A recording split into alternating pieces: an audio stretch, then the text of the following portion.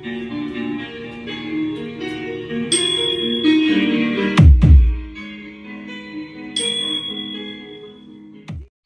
ayan mga lods, at good evening. Ito, at welcome back sa ating munting channel. So ayan, at maligayang pagbabalik at magandang buhay sa ating lahat. At ayan, sa ating mga subscriber dyan, maraming salamat sa walang sawang suporta. At ito, nagbabalik na naman tayo. At meron akong i-share sa inyo. Kung ano yung nakikita nyo sa ating screen ay meron tayong concert na AB 502B. So, ang problem nito, sabi ng ating customer, ay walang isang channel. So, isang channel lang yung tumutunog. So, ito yung i-share ko sa iyo. Mag-share idea na naman tayo. So, actually, ano ko na to dito sa likod. Ayan, tinanggal ko yung blower kasi binutasan ko siya. Kasi gusto kasi ng may-ari mga lods. So, tatanggalin na natin to. Ang gusto kasi ng may-ari ay speak on terminal. So, ito. So, ito yung papalit natin. Ayan. So, dito, parang dito na yan. So, ito na yung papalit natin dito. So, i-repeat na lang natin to mamaya, no? So, ayan. So, gusto ni customer, pagandahin daw itong tunog kahit maliit lang yung transformer. Importante daw yung tunog. So, kaya gagawin natin itong Sakura yung circuit niya. At papalitan ng medyo malaki ng capacitor, ano? So, ayan. I-repeat natin to mamaya kapag nalinisan na natin. Di ba? Ganda tignan. So kasi gusto niya ay kasi nakakapagod daw mag-ikot-ikot. So gusto niya pagka ganon, lock, tanggal na agad yung speaker, no. So ayan, pambahay lang naman din daw. Mas maganda kasi speak on daw yung output. Para isang ikot na lang daw. Ay hindi na siya mag-iikot-ikot dun sa ganito kasi hassle kasi to. Minsan nalulusaw pa to. Cause ng lost contact. So ayan, ang problem nito isang channel hindi tumutunog. So medyo madumi na din at i-blower na lang natin to. Din tatanggalin natin to. So, hindi pa naman kasi ano talaga, kaya pa naman i-brush, matanggal lang ano. Din na lang natin basahin kasi hindi pa naman gaano medyo alikabok lang siya. So ayan. At ayan, bago natin to simulan mga lods, ano, ay inanyayahan kitang pa-subscribe na po diyan sa aking munting channel, ano. At pakita notification bell at ilagay sa all. So ayan, pindutin lang yung red bell button natin yan, red bell bulbo. So ayan. Red bell button. Ito yung babahagi ko sa inyo mga lods, ano? So, tetest natin to ngayon. Ano ko lang muna to. Ayusin ko lang yung speak on para pwede tayo mag-audio test. Or ganyan na lang. Lagyan natin ng speaker. Then audio test natin kung saan channel lang may problem. Kasi baka sabihin na naman hindi pinakita yung natin. Basta yung channel natin mga lods, hindi ako nag-tutorial. Hindi ako nag-tutorial mga lods, ano? So, share idea lang tayo, no? So kaya yung mga ano naman diyan ay meron kasing mga ibang tech nagrereklamo na gawa daw dahil daw sa YouTube yung mga ganitong content daw natin ay humina daw yung kanilang kita dahil lahat nga daw ng mga customer ay marunong na rin daw mag-repair. So hindi po totoo yun. So ang customer naman po ay kumukuha lang yan ng idea sa YouTube. So, nasa technician pa rin yun kung paano gawin, no? So, kung paano, anong quality ng yung gawa. At, basta, performance ng no? So, kumbaga, importante kasi masatisfied yung customer sa gawa mo. So, ganun lang naman yun mga lods, ano? Kasi yung customer kasi, hindi naman marunong mag-repair, eh. Kuha lang yan sila ng idea. So, kahit bibili pa yan sila ng soldering iron, kung ano-ano pa man. So, yung mga lang talaga, ang makakakuha lang talaga sa ganitong, ang makakuha lang talaga sa ating or magkaka-idea na kaya niyang i-repair ang isang amplifier ay yung mga lang, yung mga may karanasan din or may mahilig sa electronics mga lods, ano. So hindi naman kasi pwede yan ituro i-online yung pagre-repair, ano, kasi kailangan pa rin ng isang or kung customer man or isang mga bago mga newbie na tech, kailangan pa rin nila ng tester mga lods. So gagastos pa rin po yun sila kung gusto nilang mag-repair, ano. So yun lang yung ko mga lods, ano, sinasasabihin ko sa mga iba kung diyan na nagrereklamo, tumal daw yung nila. So sa akin din naman dito, eh. So importante talaga yung gawa, yung quality. At kung matumal naman po yung depende kasi sa area, hindi natin masasabi. Baka puro technician yung mga kapitbahay ni sir. So ayan, natuto na lahat mag-repair. So ayan, at ano no, ganito na lang. Kung matumal yung area nyo, huwag kayo focus sa pagre-repair. Explore kayo, hanap kayo ibang pagkikitaan. Kung case wala tayong repair, doon tayo doon tayo sa ibang option ng ating talent So mag-explore lang tayo kasi malawak naman yung electronics Pwede naman tayo mag-aircon technician. Pwede rin naman tayo maging electrician. Kasi once technician ka na, marami kang pwedeng gawin. So kagaya sa akin, hindi lang ito yung gumagawa din ako. Nagdi-DIY din ako. So nag-install din ako ng solar. So parang ganun ba mga lods? So wag lang sa isang talent, mag-wiring din ng bahay kung ano. So parang ganun, dapat explore ka lang, dapat flexible kumbaga. Pwede ka dito, pwede doon. So kung wala kang matumal sa repair, pwede ka doon sa isa, baka malakas yung wiring sa magwa-wiring ng bahay. So, di ba? So, ayan lang mga lods. So, ayan, continue lang tayo. Tatanggalin ko na, itetest muna natin pala.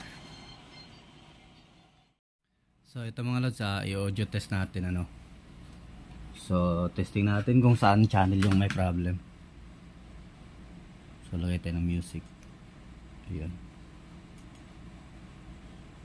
Na natin kunti, baka may mga sirang volume dyan at biglang lalakas. So itong niya, pinaka master volume ay ikot na lang ng ikot, wala nang pigil sa kakaikot. And then so testing natin. So i-ano mo natin, dito lang tayo direkta. Lagyan natin konting volume.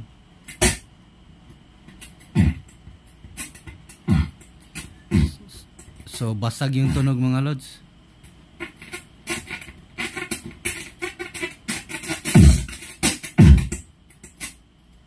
Basag ang kabilang tunog. So sa kabila,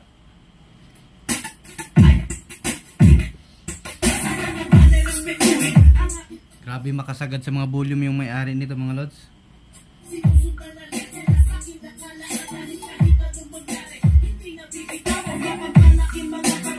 So yung kabila okay lang.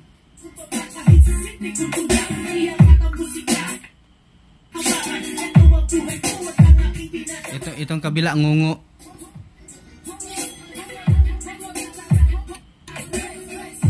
At saka nagsha-shutdown yung ating relay mga lods kapag ginagalaw natin tong mga potentiometer niya dito. Yun So need na recondition to mga lods pag ganito. Sira na lahat yung volume dito niya sa baba, yung pinaka potentiometer niya.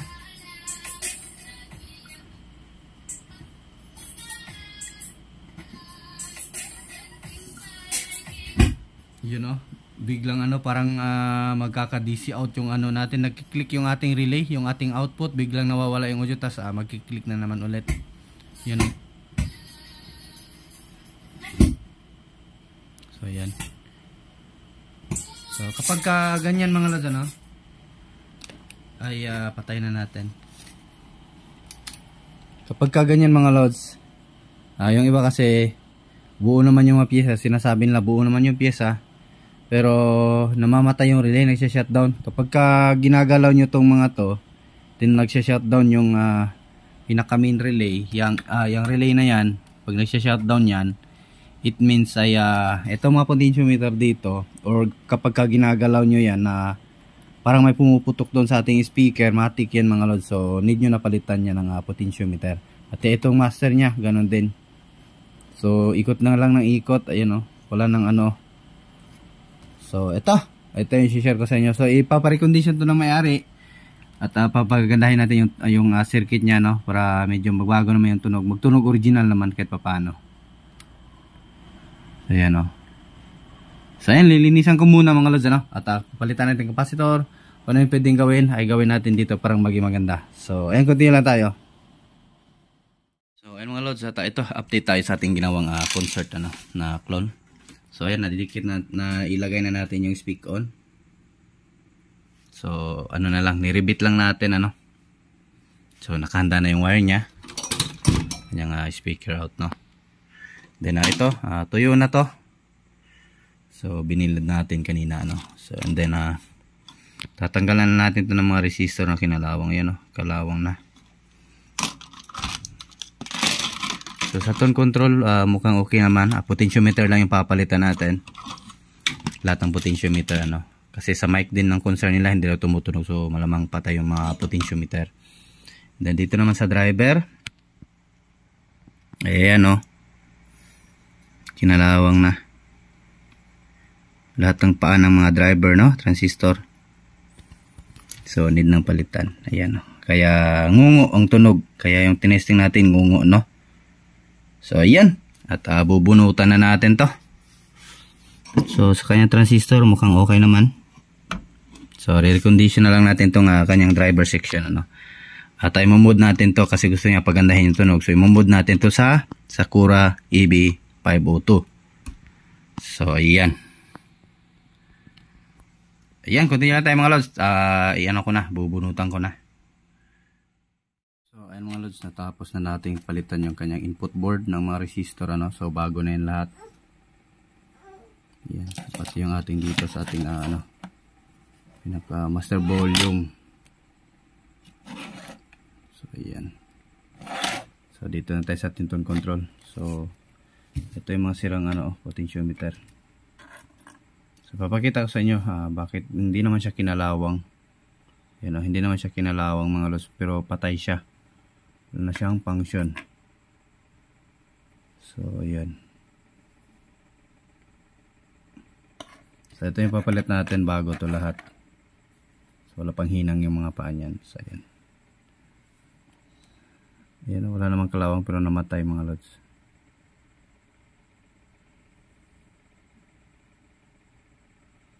Ayan. So papakita ko sa inyo kung paano mag-tester niyan.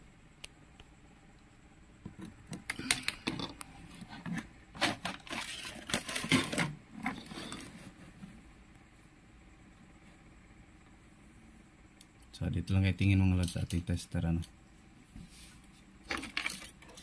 Kunin muna natin to.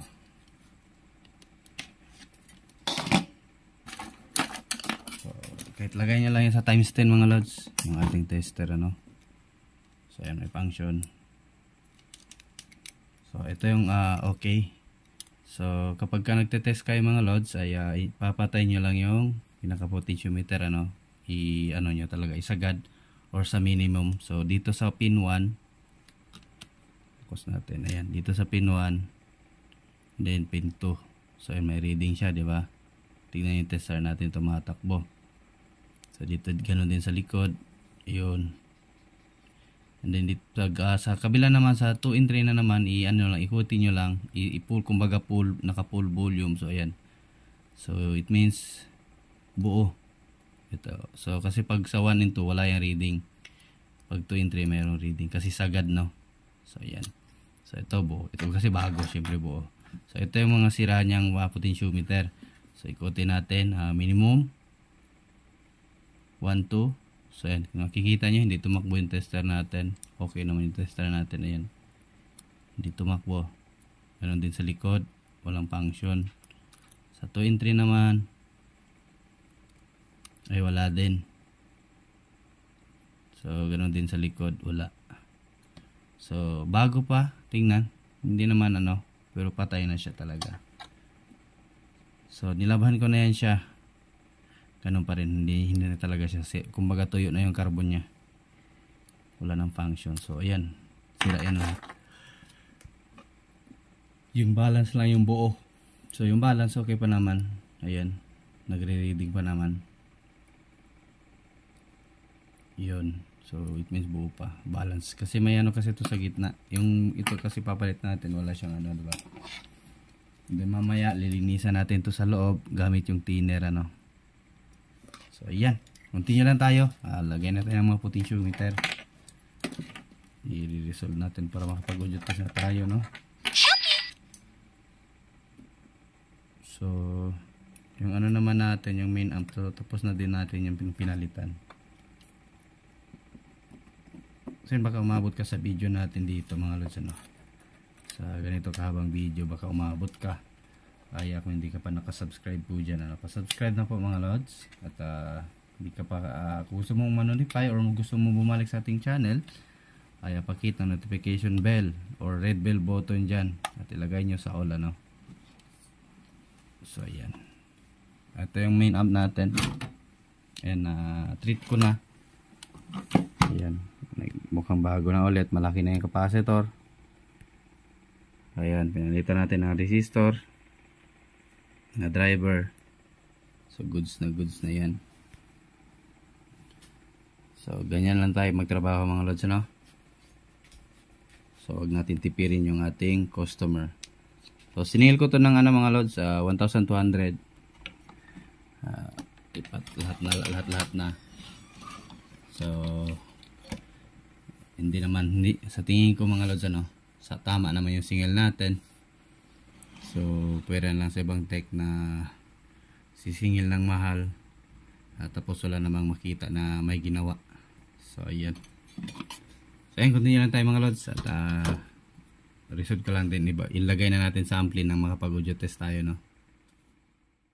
So ayan mga lods, at update tayo. So ito, ko pala nilagay yung power ng ating switch at power ng ating tone control.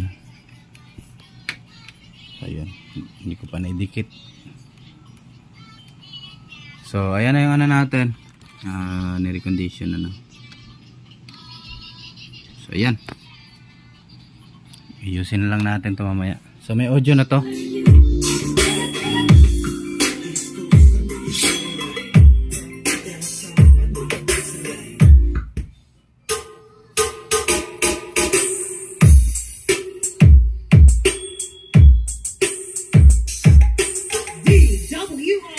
Remix.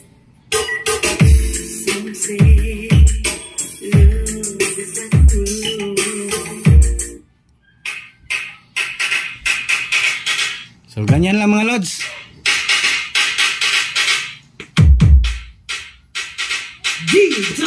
So nagtunog original na.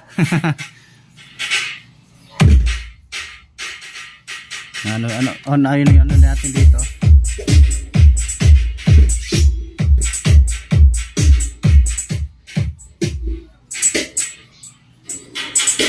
DJ Wowie Remix.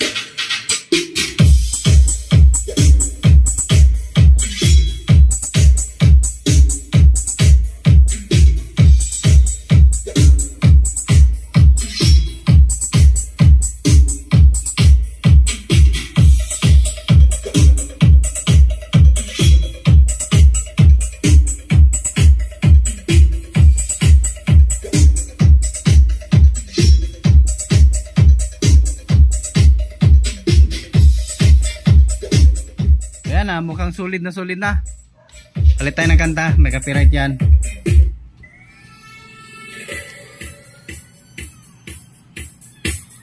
Kabilang channel. Testing natin. Ayun, meron na din. So balance na balance yung tunog mga lods.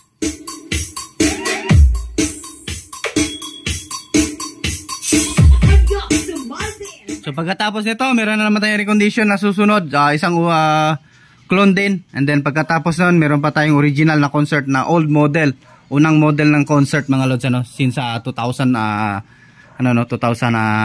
model. 2000 siguro, mga 2004, 2006 ganon.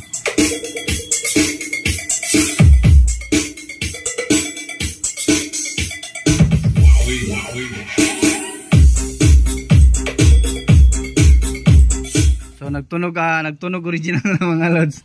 So kahit pa paano ay matutuwa na yung si customer natin kasi ang sabi niya nung una ay pangit yung tunog, mukha parang lata. So ayan, at ito binago natin yung circuit at ayan, nagmukhang nagtunog ano na siya, nagtunog branded na.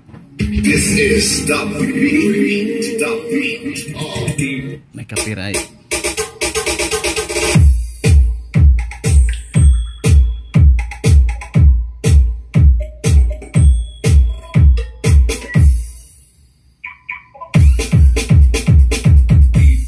Wowie Remix.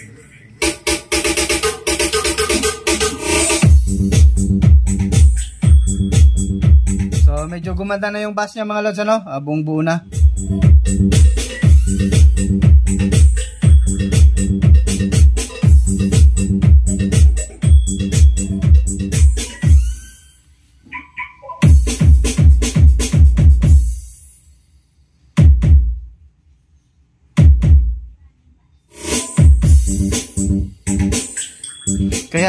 naging ano to siya mga lods, ano, gawa nga ng itong ano, itong yung ceramic na yan mga lods, oh. Yung ceramic na yan. Yung 5P or 10P, pwede nyo lang ilagay dyan. Dahil gawa nga dyan sa, ano yan yung pampalinaw ng tunog, ano. So, at saka pinalitan pa natin ng 220 ohms yung sa kanyang bus resistor. Kaya, mas lalong gumanda. So, at 39K sa ating,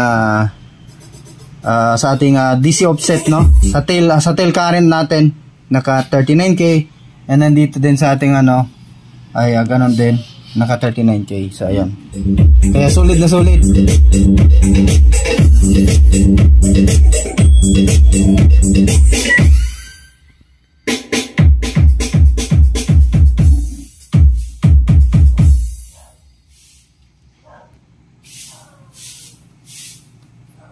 So ayan hanggang dito na yung video natin. So itong microphone niya, okay na, na-testing na natin yan. So wala na yung mic ko dito. Hiniram. Tingnan yung quality mga lods ng mid, oh. Patay-patayin lang natin para hindi makapiright. Yung pag magkanta na yan.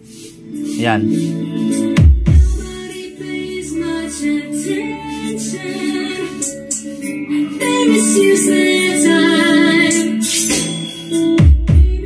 So, ayan, may copyright na. So, ayan ata. Yung mapapa-shoutout ko, may lang sa baba ng ating video. At tuloy-tuloy tayo. At may nag-order na naman sa atin ng Rakula.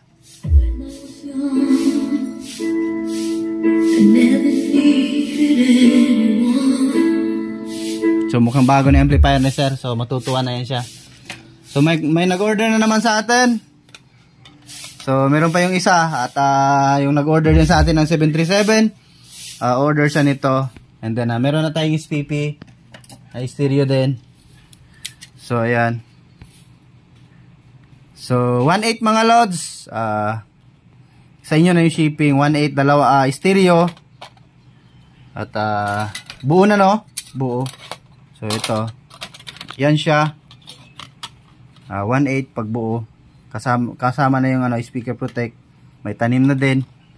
Ito din 1.8. So at ito may-ari na. Meron din may-ari. Pwede lang kayo magano sa akin mga lods kung gusto niyo mag-order. Mag-PM lang kayo.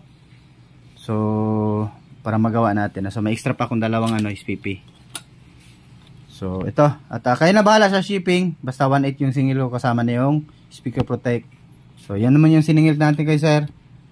So, kaya yung unang padala ni sir sa atin, yung sa no? So, kasi may iba pa siyang binili. So, ayan. At, ito. Sisingit na lang natin to. Sa Shopee natin to ang isa. Then yung isa, hindi siya Shopee sa labas, no? Nag-PM sa atin directly.